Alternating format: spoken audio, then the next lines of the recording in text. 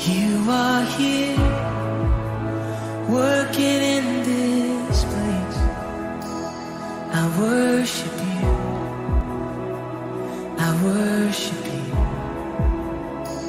You are here, moving in our midst. I worship you, I worship you. You are here, working in this place. I worship you, I worship you. You are waymaker, miracle worker, promise keeper, light in the darkness. My God, that is who you are. You are waymaker, miracle worker, promise keeper, light in the darkness. My God, that is who you are. Shalom saudara yang kasih Tuhan, selamat berjumpa kembali dalam online service GPPI Gloria.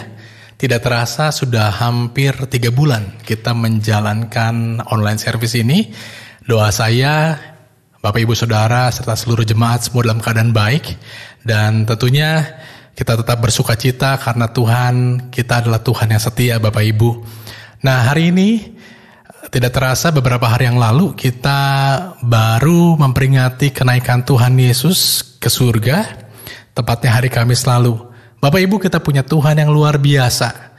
40 hari setelah kebangkitannya itu menjadi hari-hari yang sangat produktif. Kenapa? Karena ada sekitar 500 orang yang Tuhan Yesus temui untuk menunjukkan bahwa Yesus benar-benar hidup. Dan dia bukan cuma menunjukkan bahwa dia hidup, tetapi Tuhan juga mengajarkan banyak hal kepada murid-murid dan pengikutnya. Hal yang diajarkan diantaranya adalah tentang kerajaan Allah. Kita tahu bahwa kerajaan Allah bukanlah soal makan dan minum, tetapi tentang kebenaran, sukacita, dan damai sejahtera, dan itu yang dibutuhkan oleh orang percaya, Bapak Ibu Saudara. Nah, Tuhan memberkati murid dan pengikutnya banyak hal sebelum ia naik ke surga, dan kenaikan Tuhan Yesus menjadi sesuatu yang sangat penting bagi kita orang percaya, karena waktu Tuhan Yesus naik ke surga, ia mempersiapkan tempat yang terbaik buat saudara dan saya. Ia juga menjadi pribadi yang sangat tidak terbatas, dia Tuhan yang maha hadir. Kemudian Tuhan juga memberikan penolong buat kita, yaitu Roh Kudus, untuk memperlengkapi kita dalam menyelesaikan setiap misi dan rencana Tuhan. Bapak Ibu, saya mau ajak kita semua review sejenak dalam Kisah Rasul 1 ayat 4 sampai dengan 8. Dikatakan, pada suatu hari ketika ia makan bersama-sama dengan mereka, ia melarang mereka meninggalkan Yerusalem dan menyuruh mereka tinggal di situ menantikan janji Bapa. Yang demikian katanya, telah kamu dengar daripadaku, sebab Yohanes Pembaptis dengan air, tetapi tidak lama lagi kamu akan dibaptis dengan Roh Kudus. Maka bertanyalah mereka yang berkumpul di situ, Tuhan, maukah engkau pada masa ini memulihkan kerajaan bagi Israel? Jawabnya, engkau tidak perlu mengetahui masa dan waktu yang ditetapkan Bapa sendiri menurut kuasanya. Tetapi kamu akan menerima kuasa kalau Roh Kudus turun ke atas kamu, dan kamu akan menjadi saksiku di Yerusalem dan di seluruh Yudea dan Samaria dan sampai ke ujung bumi. Tuhan meminta murid-muridnya untuk tinggal di Yerusalem untuk menantikan janji Bapa. Dan ayat yang ke-8 dikatakan bahwa murid-muridnya akan menerima kuasa kalau Roh Kudus turun. Saudara, jadi satu kebahagiaan buat kita ketika kita menerima Yesus dan percaya kepada Tuhan, kita menjadi anak-anak Allah dan kita juga diberikan kuasa. Selanjutnya, setelah kita diberikan kuasa, Tuhan juga meminta kita untuk menjadi saksi. Dalam Lukas 24 ayat yang ke-47 dikatakan, dan lagi dalam namanya berita tentang pertobatan dan pengampunan dosa harus disampaikan kepada segala bangsa mulai dari Yerusalem. Kita tahu bahwa semua manusia sudah berbuat dosa dan kehilangan kemuliaan Allah. Kita perlu untuk bertobat, dan yang terlebih penting, kita perlu untuk menerima pengampunan dosa. Dan hanya Tuhan Yesus yang sanggup memberikan itu bagi kita. Bapak Ibu, dalam Alkitab setelah Tuhan mengatakan hal tersebut, kemudian Tuhan terangkat ke surga. Satu hal yang menarik di sini, rasanya kalau dalam perpisahan seringkali yang terjadi adalah kesedihan. Tetapi satu hal yang berbeda ketika Tuhan Yesus terangkat ke surga, Bapak Ibu Saudara. Dikatakan dalam Lukas 24 ayat 52 sampai 53. Mereka sujud menyembah kepadanya. Lalu mereka pulang ke Yerusalem dengan sangat bersukacita. Mereka senantiasa berada di dalam bait Allah dan memuliakan Allah. Ini yang menarik saudara, ketika Tuhan terangkat ke surga, ketika mereka masuk kepada season yang berbeda, mereka bersukacita. Kalau saya lihat, itulah new normal bagi murid-murid Yesus di saat itu. Karena kalau sebelumnya Tuhan Yesus selalu bersama dengan mereka, saat itu Tuhan Yesus terangkat ke surga. Tetapi yang menarik adalah mereka bersukacita. Kenapa? Karena Tuhan menjanjikan hal yang luar biasa bagi mereka. Tuhan menjanjikan hal yang terbaik bagi mereka. Siapa yang tidak senang, Bapak Ibu Saudara, untuk menantikan sesuatu yang baik? Bulan lalu anak saya berulang tahun yang ke-11 tahun, dan satu hari sebelum dia berulang tahun, dia tulis di Instastory-nya berapa jam lagi dia akan berulang tahun. Saya melihat begitu penuh pengharapan, begitu penuh sukacita, karena dia sudah order sama maminya untuk dibuatkan sebuah kue ulang tahun, tentunya dengan hiasan-hiasan sesuai dengan requestnya dia. Dan itu menjadi satu momen yang dia tunggu-tunggu. Dan saya percaya bahwa janji yang Tuhan berikan kepada murid-muridnya juga adalah sebuah momen yang sangat mereka nanti-nantikan. Mereka akan diberikan penghibur, mereka akan dibaptis dengan Roh Kudus, mereka akan menerima kuasa ketika Roh Kudus tersebut dicurahkan, dan wajar sekali kalau mereka memiliki sukacita. Dan kemudian mereka menunggu 1 hari, 2 hari. Tetapi pertanyaan yang berikut muncul saudara. Baik, Tuhan bilang tidak lama lagi. Tapi pertanyaannya, kapan dong Roh Kudus akan turun? Janji Tuhan, ya dan amin. Tetapi seringkali kita tidak tahu kapan waktunya akan digenapi. Seringkali Tuhan mengajak kita, mengizinkan kita untuk masuk ke waiting room atau ruang tunggu. Judul khotbah saya pada hari ini adalah The Waiting Room. Bapak Ibu, saya pernah merasakan menunggu, dan seringkali momen menunggu itu bukanlah suatu momen yang menyenangkan jika belum tahu kapan waktunya. Contoh, saya pernah menemani istri saya ketika bersalin, ya dia masuk ruang operasi. Saya menunggu-nunggu waktunya, kapan saya bisa ketemu istri saya, bisa melihat mukanya setelah ia melahirkan, saya bisa berjumpa dengan anak saya. Tetapi dalam menunggu di waiting room, itu bukanlah sebuah momen yang gampang, saudara. Seringkali jadi gelisah, seringkali bertanya-tanya. Demikian pula halnya, saya dan ibu saya beserta saudara-saudara saya pernah juga menantikan saat di mana ayah saya selesai melakukan operasi bypass jantung. Dokter bilang operasinya sudah selesai dan tinggal ditunggu saja untuk siuman. Walaupun beliau akan siuman di hari yang sama, bukan hal yang mudah Bapak Saudara menunggunya. Melihat-lihat, menunggu kabar dari perawat, bukanlah satu momen yang gampang, saudara. Tetapi puji Tuhan, semuanya sudah dilewati. Sekarang ayah saya pun dalam keadaan sangat baik karena berkat Tuhan, berkat kemurahan Tuhan. Nah, hari-hari ini juga banyak orang yang gak suka menunggu, saudara. Contohnya, pemerintah berkata physical distancing, jaga jarak, di rumah aja. Tetapi beberapa hari ini kita melihat ketika ada pusat-pusat perbelanjaan yang dibuka, itu diserbu luar biasa. himbauan untuk physical distancing menjadi sesuatu yang sangat mudah buat dilanggar. Karena kenapa? Karena gak sabar untuk menunggu waktunya.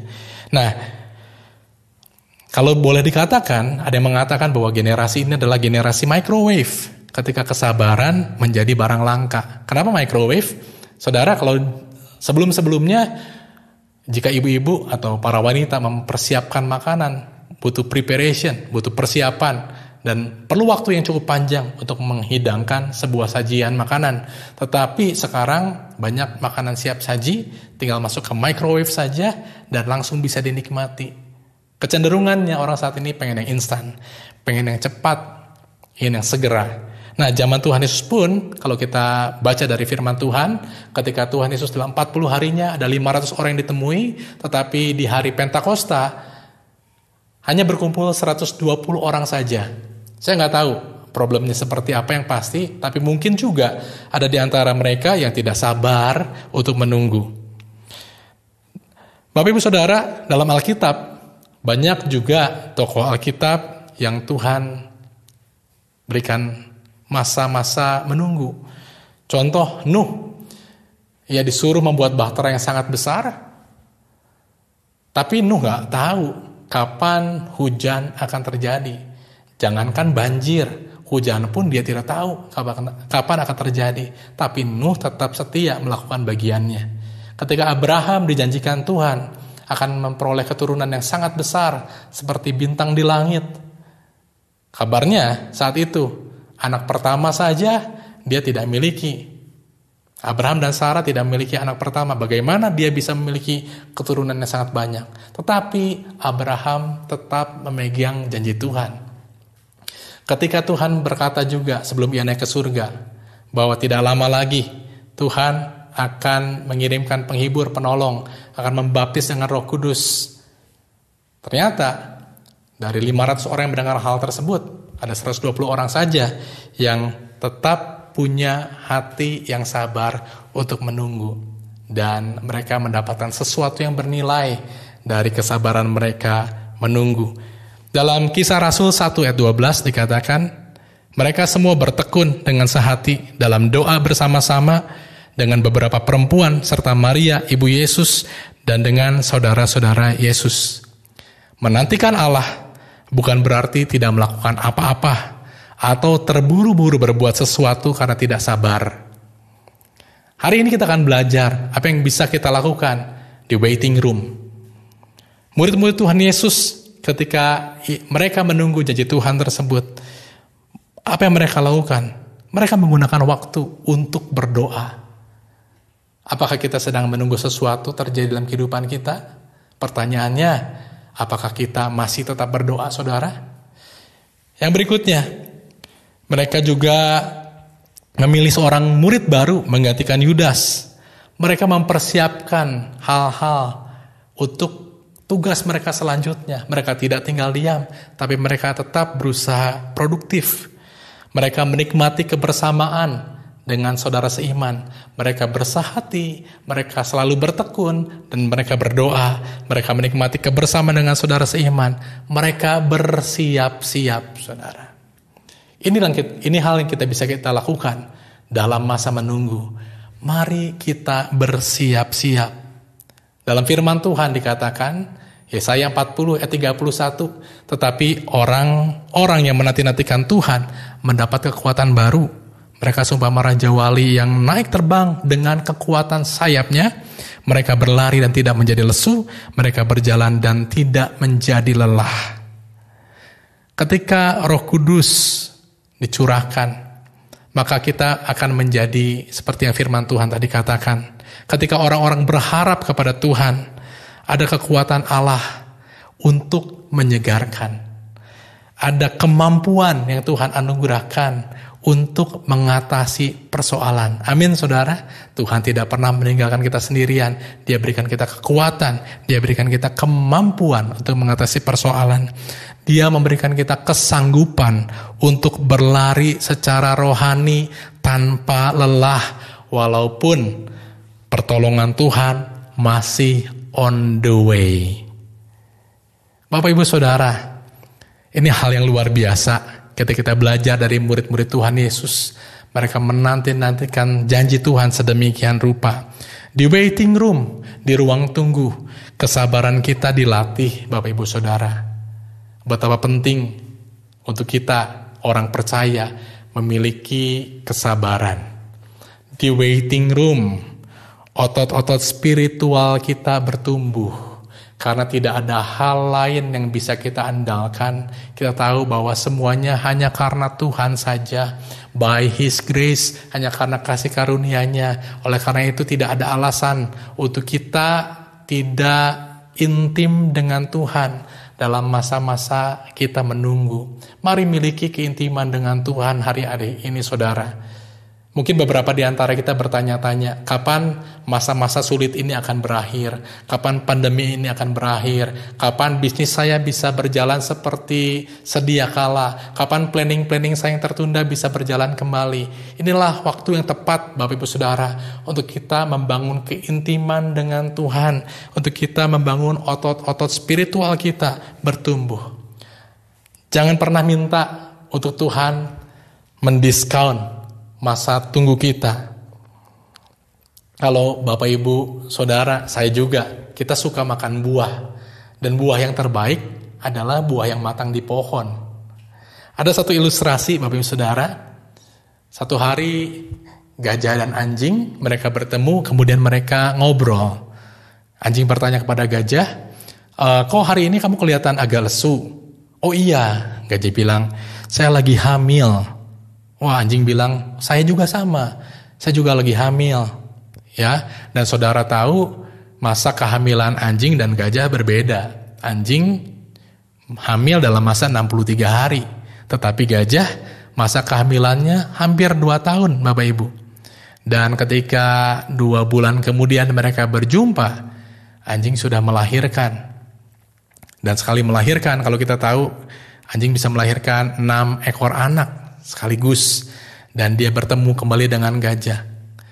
Gajah, jangan-jangan kamu belum hamil deh, kamu gak hamil, soalnya kamu belum melahirkan sampai dengan sekarang. Saya udah melahirkan, saya udah punya 6 anak, dan ketika 2 tahun kemudian mereka bertemu, mungkin anjing sudah punya hampir 30 anak, tapi gajah baru melahirkan 1 ekor anak. Tetapi saudara, nilainya tetap berbeda.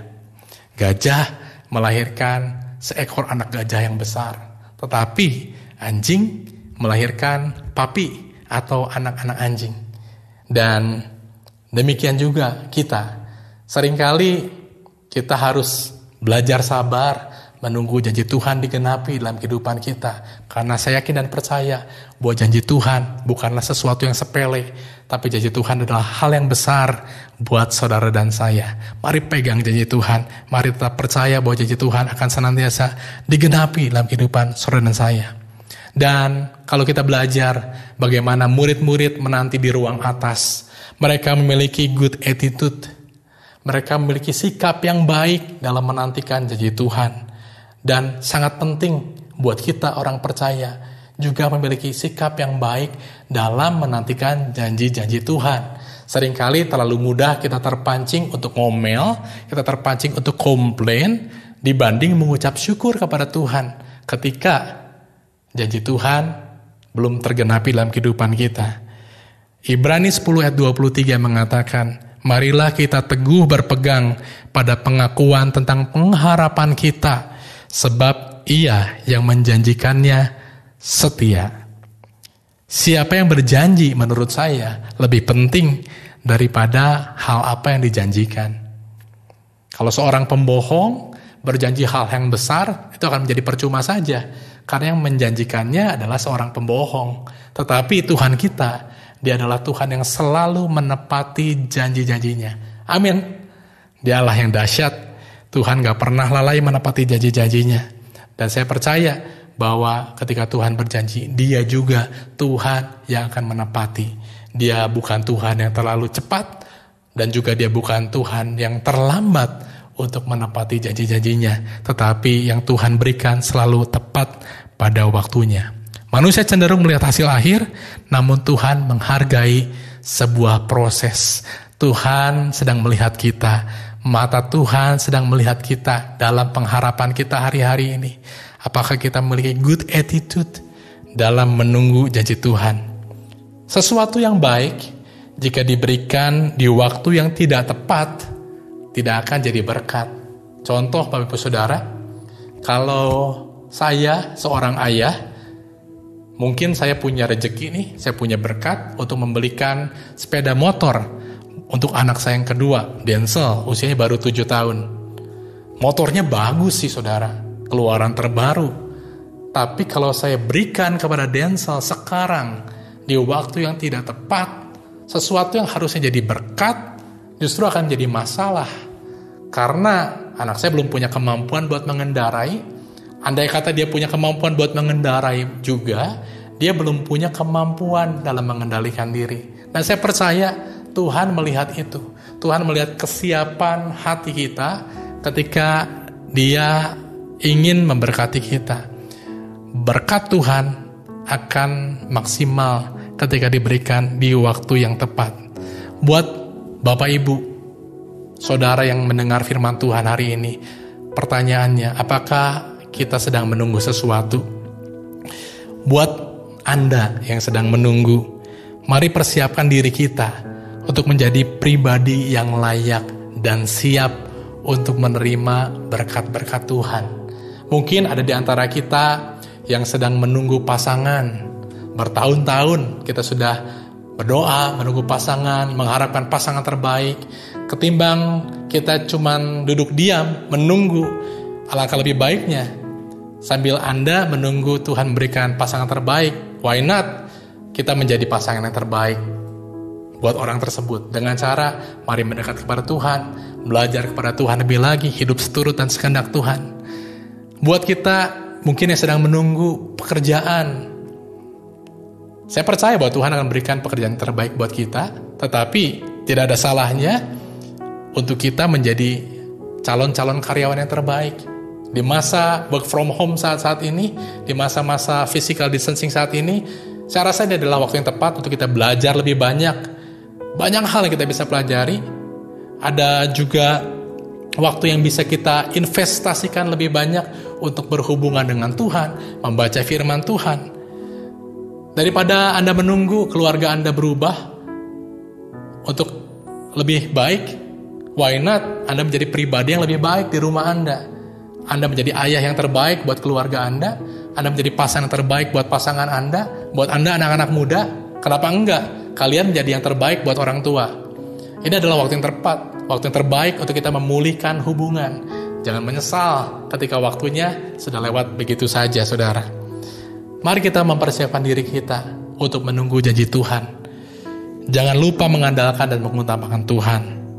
Dan ini adalah waktu yang terbaik, saudara, untuk kita mengambil kesempatan. Semakin banyak investasi waktu dengan Tuhan, kita akan menjadi semakin mirip dengan Tuhan. Semakin mirip dengan Tuhan, kita mempunyai pola pikir yang sama dengan Tuhan, memiliki sikap yang sama dengan Tuhan, dan saya percaya perkenanan Tuhan akan dinyatakan buat saudara dan saya. Saya percaya bahwa gak lama lagi Tuhan akan memulihkan keadaan kita. Dan kabar terbaik buat kita, orang-orang percaya, anak-anak Tuhan, mempersiapkan diri. Kita akan menjadi pribadi-pribadi yang tangguh ketika kita masuk ke new normal ini. Kita menjadi generasi yang berbeda.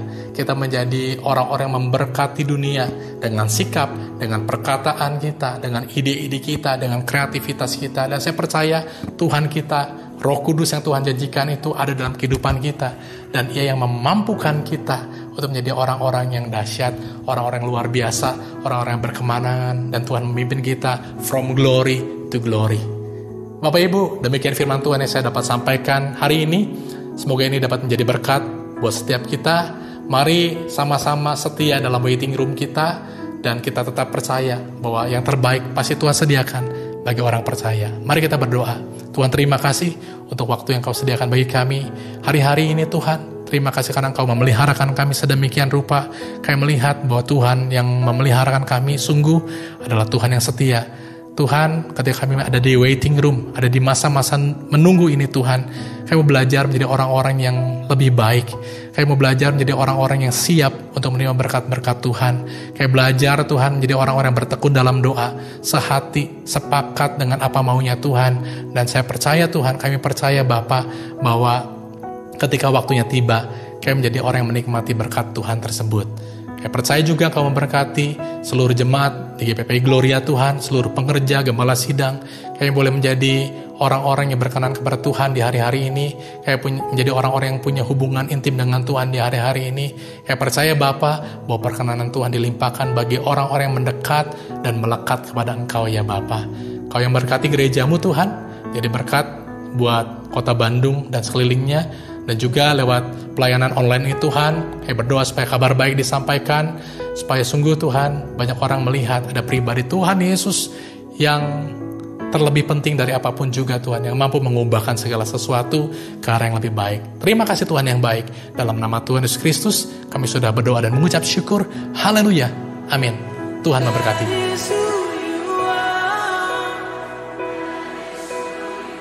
Jesus.